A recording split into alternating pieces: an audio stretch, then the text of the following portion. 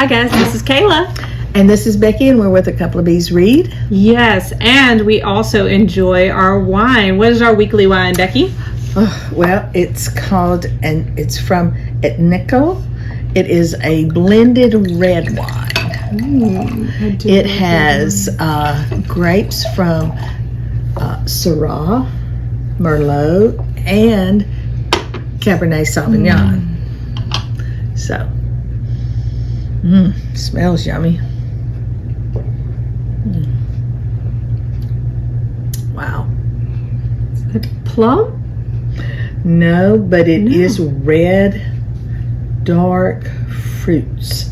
So cherry. Okay. Black cherry, blackberry, and one that we don't think of often, black currant. Oh. Okay. So it's got it's a pretty complex taste to it.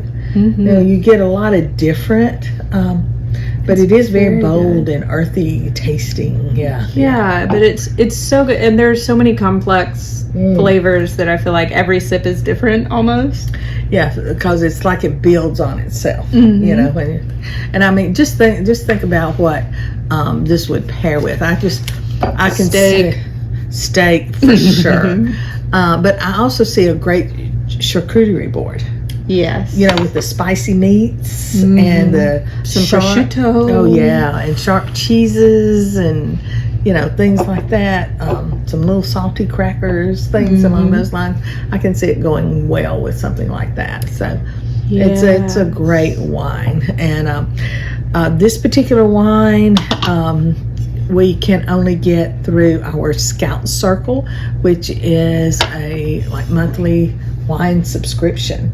And I get the 6-bottle every month, and I get the mix where sometimes I get white, sometimes I get red, sometimes I get rosés.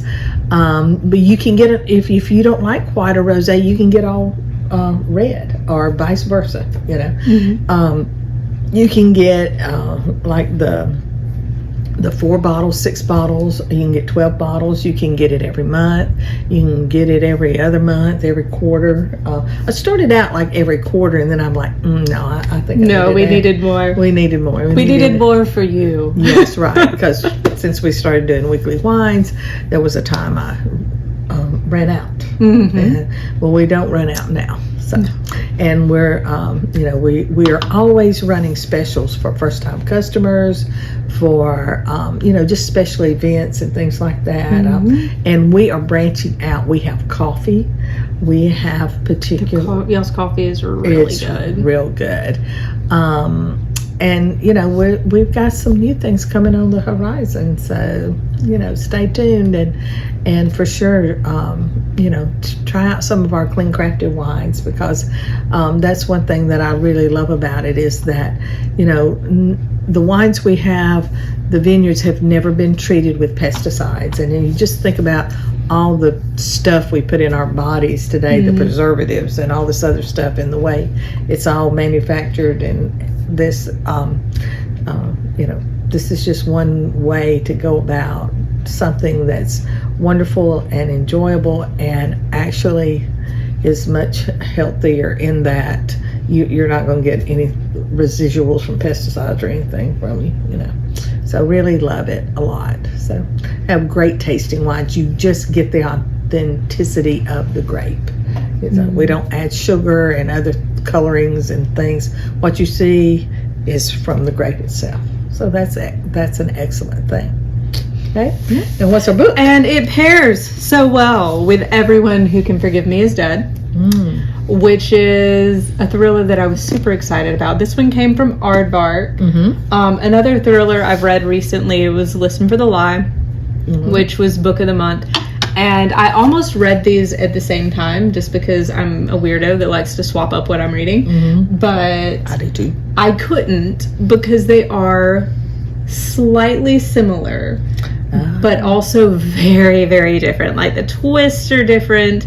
But with this one, you've got Charlie Colbert or Colbert, Charlotte, Charlie for short. She is in this prestigious journalism school in New York. And years ago, there was an event called Scarlet Christmas. And yeah, a lot of fellow classmates died. Oh, wow. Like, there was a lot of death, almost like slasher movie type situation. But what I liked about this book is that there wasn't a lot of like gory detail.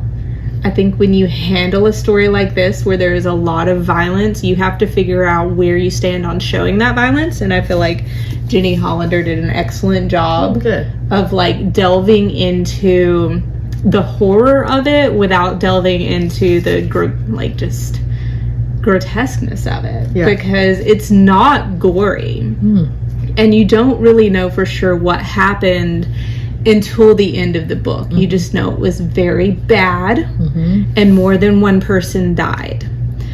And I feel like it takes from all the greats, but then it's a thing unto itself, this book, because you don't really even know for sure who died until the end. Really?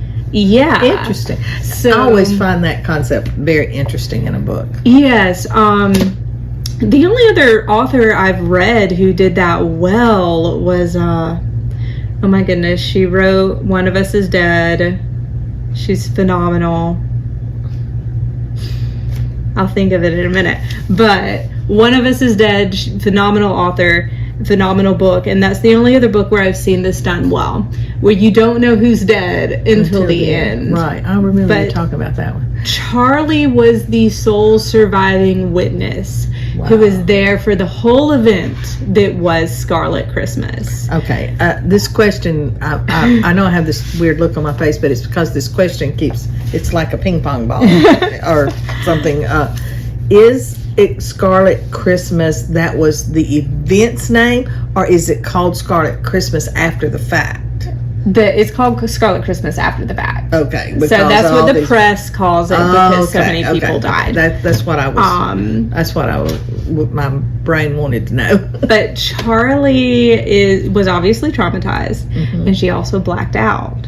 So she doesn't know for sure what happened. Ooh, and in fact, she's the murderer. Exactly.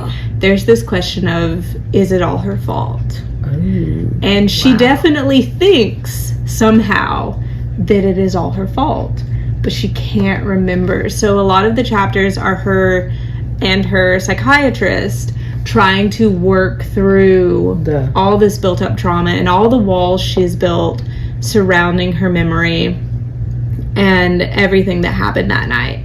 And it is so well done and paced, and so, like, the pacing is perfect. This very easily could have been like rushed through, and it very easily could have been slow, because there are those moments where it's like appointment with the psychiatrist. Jenny Hollander did a phenomenal job of just pacing this perfectly. Right. And I mean, you were with me when I was finishing this book. Yeah. I never take a book when we go out to eat, because my mama raised me better. But when we went out to eat on Friday, I was like, I'm sorry, I gotta figure out what happened, y'all. Just talk amongst yourselves. Because it was so good. And even like, there's so many twists, especially in the second half. And then the final twist, I was just like, of course. But also, I didn't see it coming. Yeah, so that's the best kind. Yes. Yeah, it really catches you off guard. It caught me off guard, but then I was like, I should have. All the hits were there, but I didn't. Such a well-written thriller. It had, and this is why, really the sole reason I compared it to Listen for the Lie, which I've noticed a lot more people are reading and sharing, is because it has these moments of humor where it's just, it's told from the perspective of a character who's been through trauma and who occasionally uses, deals with her trauma through humor, which is, I like characters like that. Been there, done that, Yep. But she just such a phenomenal book, such a phenomenal author. Definitely an author that I will be picking up every book she writes from here on out. And I feel like it's been really underrated, as good as it was, because I haven't seen it on Bookstagram as much as I've seen other books. So if you haven't picked this one up, if you read Listen for the Lie or One of Us is Dead and you're looking for your next big read, I have it. It's right here. Everyone Who Can Forgive Me Is Dead. Phenomenal read. Definitely check it out. Great. Right. And enjoy it with a nice glass of red wine. That's right. Bye. Bye.